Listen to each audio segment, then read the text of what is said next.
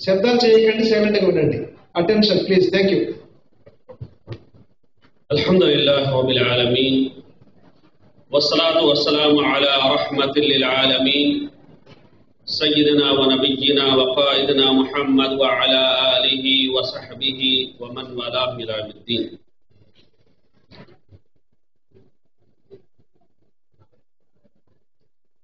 గౌరవనీయులైన సభాధ్యక్షులు, విలువైన సమయాన్ని కేటాయించి విచ్చేసినటువంటి అతిథ మహారథులు, మీ అందరికీ నా ఇస్లామీ అభివాదం. అస్సలాము అలైకుం వరహ్మతుల్లాహి వబరకాతుహు. हमारा संविधान हमारा स्वाभिमान. మన సంవిధానం మన స్వాభిమానం.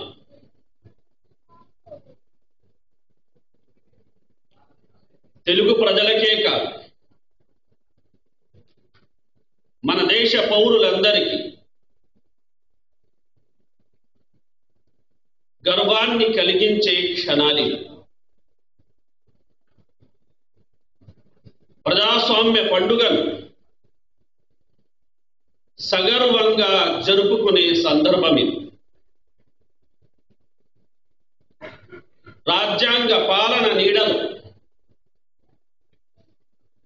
చేసిన 25 ఏళ్ల ప్రయాణం ఎంతో ప్రత్యేకమైనది. మన రాజ్యాంగ నిర్మాతలు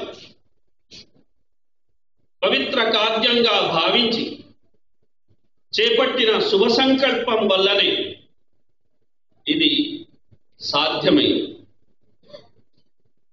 రాజ్యాంగం ఆమోదం పొంది 75 వసంతాలు పూర్తవడాన్ని ఘనమైన వేడుకగా నేడు మనం చేసుకుంటున్నాం. ఈ సందర్భంగా తమ విలువైన సమయాన్ని కేటాయించి ఈ వేడుకలో పాల్గొంటున్న ప్రతి ఒక్కరికి నా హృదయపూర్వక అభినందనలు. గౌరవనీయ సభ్యులందరికీ ధన్యవాదాలు.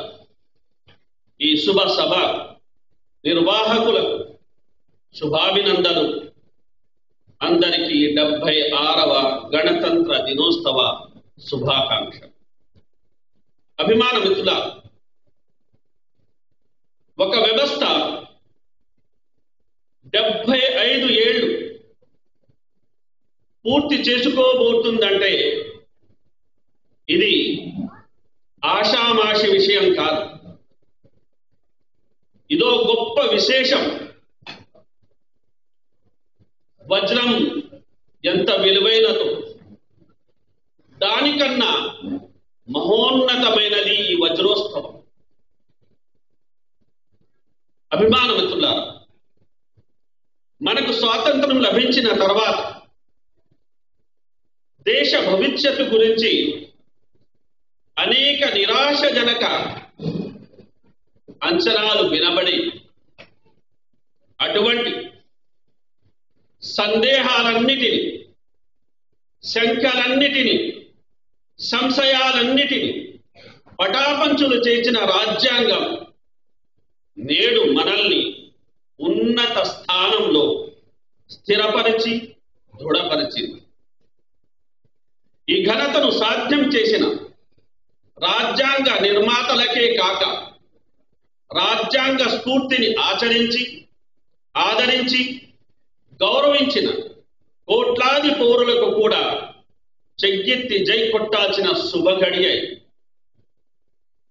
చెయ్యెత్తి జై కొట్టు తెలుగోడ, గతమెంతో ఘనకీర్తి గలవోడ అని వేములపల్లి శ్రీకృష్ణ గారు అన్నట్టు తెలుగువారమైన మనమందరం భారత స్వాతంత్ర సమర యోధులకు, రాజ్యాంగ నిర్మాతలకు వందల సంవత్సరాలుగా దేశ సరిహద్దులను కాపాడుతున్న వీర జవానులకు, దేశ నాడి శ్రామిక జీవులైన కిసానులకు ఘన నివాళులు అర్పించాలి.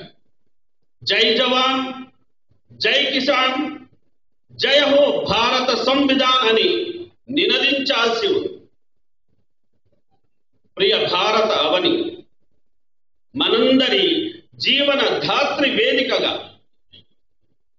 ఈ సంవత్సరం 7 పద్మ పురస్కారాలు మన తెలుగు వారికి దక్కడం నిజంగా గర్వకారణం.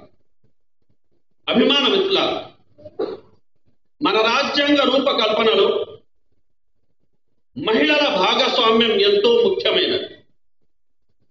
రాజ్యాంగ సభకు చెందిన 15 మంది గౌరవనీయ మహిళలు క్రియాశీలంగా పనిచేశారు. వారు తమ అభిప్రాయాలతో చర్చల స్థాయిని పెంచేవారు. భిన్న నేపథ్యాలకు చెందిన వీరు చేసిన సూచనలు రాజ్యాంగానికి చక్కని దిశను సూచించాయి.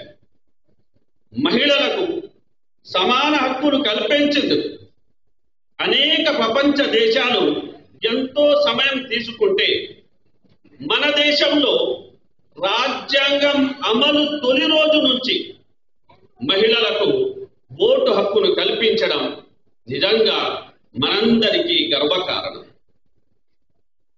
పాలించి పెంచిన తల్లులు సార్, పాలించడం ఒక లెక్క అని శ్రీ విక్రమ్ గారు చెప్పిన మాటలు ఈ సందర్భంగా మనం గుర్తు చేసుకోవాలి.